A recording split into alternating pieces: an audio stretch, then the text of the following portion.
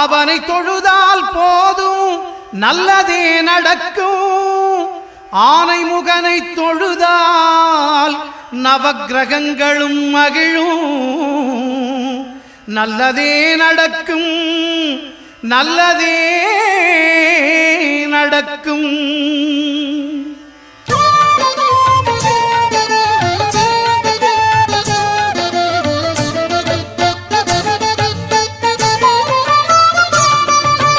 ஒன்பது கோளும் ஒன்றாய் காண அங்கு கற்பகம் என்னும் கடவுளின் மெய்யில். ஒன்பது கோளும் ஒன்றாய் காண அங்கு கற்பகம் என்னும் கடவுளின் மெய்யில். சூரியன் முதலாய் 9 கிரகமும் பலவித குணங்களை கொண்டிருக்கும் எங்கள் கற்பக தருவில்